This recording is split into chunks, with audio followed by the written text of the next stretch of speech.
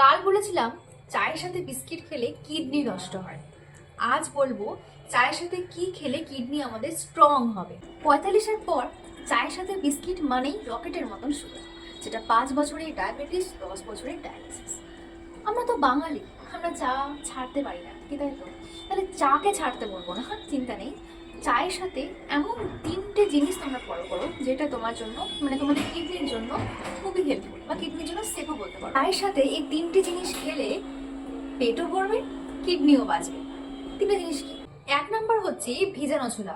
তোমরা কি করবে, তোমরা রাতে 1 মুঠো ছোলা জলের মধ্যে ভিজিয়ে দিয়ে সেই ভেজানো ছোলাটাকে সকালবেলায় উঠে খাবে।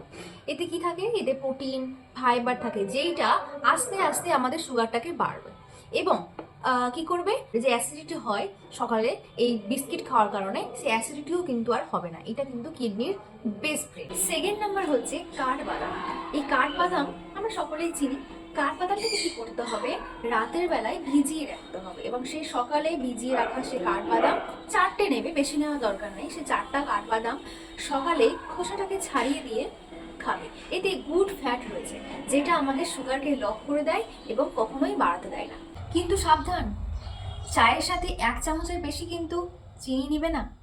আর যারা ডায়াবেটিক পেশেন্ট তারা অবশ্যই ডক্টরকে জিজ্ঞাসা করো। আমি নিজে গত 6 মাস ধরে খাচ্ছি, আমার অ্যাসিডিটি 0 হয়ে গেছে। এবং শুধু আমি নিজে নয়, আমার বাড়ির কাকিমা রয়েছে যার বয়স 52 বছর, সেও এই যে 3টে জিনিস ফলো করে। যেটা তার কি করেছে দেখো, তার 150-140-এর উপরে তার সুগারটা থাকে, যেটা এখন 110-এরও কমে গেছে। তাহলে বুঝতে পারছো কতটা ইম্পর্টেন্ট এগুলো খাওয়াটা। কাল সকাল থেকে কিন্তু এটা স্টার্ট করবে।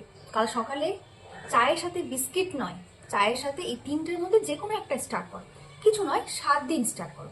এই 7 দিন পরেই কিন্তু ফল দেখতে পাবে। ভিডিওটাকে ভালো লাগলে অবশ্যই তাদের সাথে শেয়ার করে দাও, যারা চায়ের সাথে কিন্তু বিস্কিট প্রতিদিন খাচ্ছে। এখন আমাকে নিজের সাথে অন্যদেরও স্বাস্থ্য যাতে ভালো থাকে সেটাও কিন্তু দেখতে হবে। তাহলে 7 দিন চ্যালেঞ্জ অ্যাকসেপ্টেড তো? পারবে তো চায়ের সাথে বিস্কুটটা ছাড়তে? অবশ্যই তোমরা চেষ্টা করো, আর কমেন্টে চ্যালেঞ্জ অ্যাকসেপ্টেড লিখো। 7 দিন পর আবার দেখা হবে রেজাল্ট নিয়ে।